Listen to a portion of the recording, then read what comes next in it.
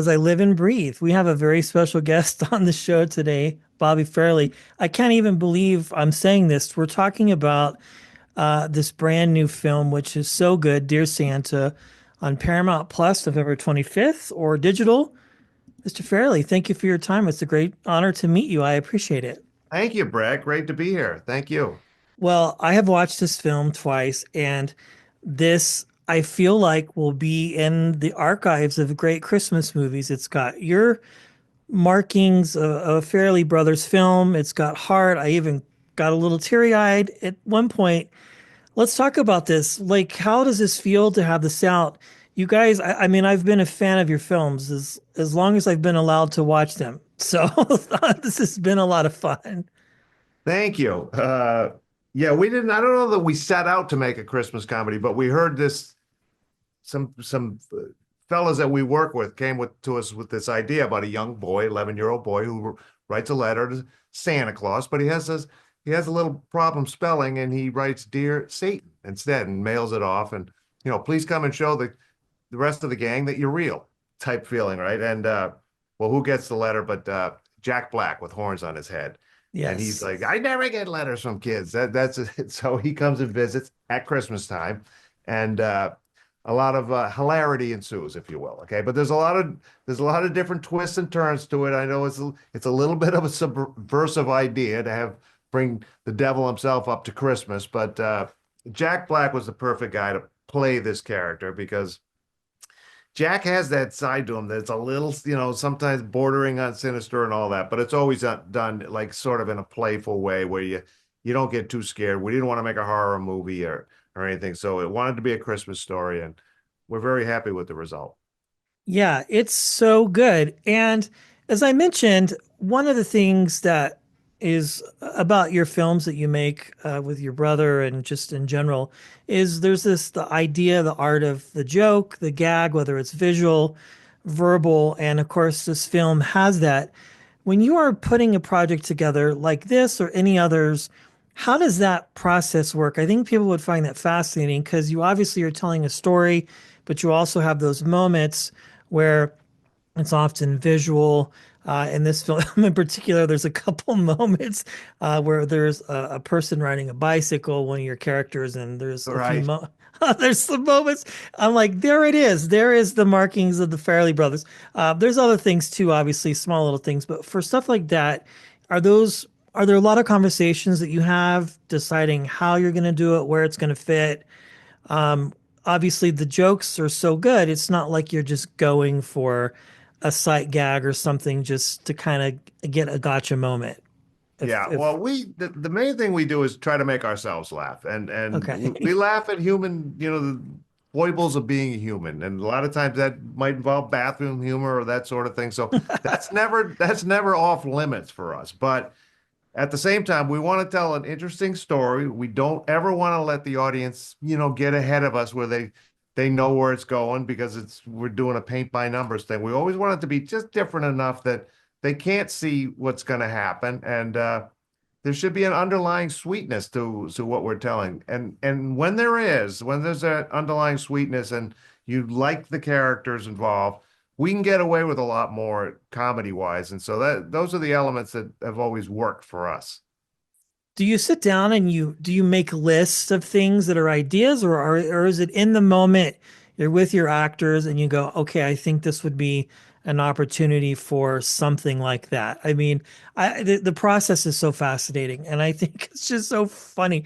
My 10-year-old will die when he get a chance to watch this. Okay. Well, we always feel like you don't want to go out and try to make a good comedy until you get a good script. Okay. You can't make a great comedy from a so-so script or, a lousy script. So the script is there.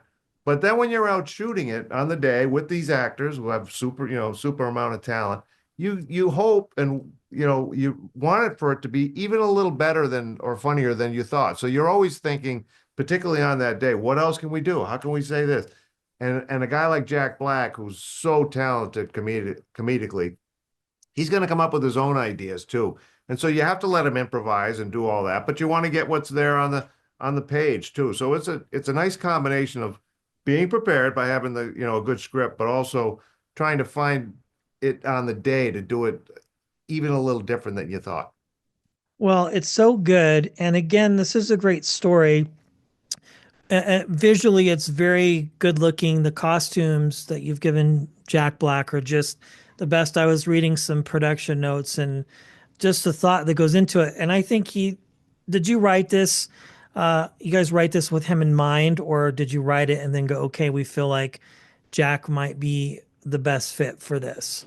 Yeah, when we write, we generally don't have some particular actor in mind, mainly because our history is that we don't never get the first actor we see. We get a lot of guys, no, that not for me or whatever. They didn't respond to it, but the right person will come to the role. When we did Dumb and Dumber, Jim Carrey was not the first person we went to. He was probably the 50th. Okay. But when he came, we realized that's the guy. He's the right guy. He's the one who totally responded to the character that we wrote. He got Lloyd Christmas better than anyone that had been offered, we'd offered to it before. So the right person comes. With this role, we did offer it to Jack first because we thought, wouldn't Jack Black nail this thing? He just happened to, when he read it, he texted us back, said, I was born to play this role. And so it was a rare time in our career that we got the first guy the guy that, basically the guy that we had envisioned. And he was right. He was born to play this role. He nailed it.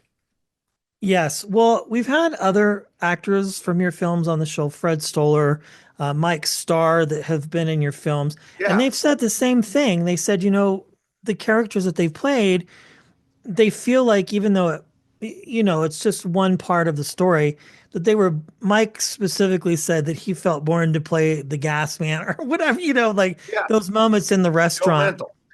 Yeah. Yes. Both of those guys were great. Well, people will love this. It's definitely, I feel like a good family Christmas film. A little bit Faustian naughtiness to it, but it's really good. When people watch, like what is there a message that you're hoping people grasp onto, or is it just a matter of you've made a really beautiful film, a funny film, a heartfelt film, and you just want people to be able to enjoy it? Well, we just want, ultimately, yes, we just want people to go, enjoy it. There's been a lot of great Christmas movies over the years. Hopefully, this is a new one, and hopefully, we'll find the audience. I know that there's some dark, suggestions in it. He writes the letter, and it goes to Satan, and so Satan comes to visit. But it's at Christmas time, and it seems like what does Satan and Christmas have in Yeah, common? it's really It doesn't fun. seem like the guy you want you knocking on your door come Christmas, Christmas time, but hopefully the story, we took a lot of effort to make sure that it's fun, it's not too dark, and it's got a lot of laughs and it's got a lot of heart.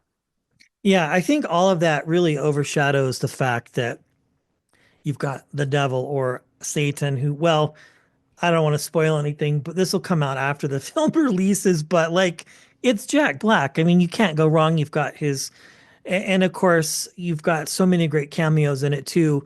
When you're looking at people like that to come be a part of it, like Post Malone or whoever you're Yeah. choosing to get, is that a pretty easy sell to those guys because they know you and your brother, and they're like, yeah, we're in, regardless of what it looks like. Well, honestly, not really, only because these guys are all in demand and they're, again, they have to respond to the role. They have to see themselves in it and say, yeah, I get it. Because probably not for everyone, and some guys are thinking, I don't know if I can play that part.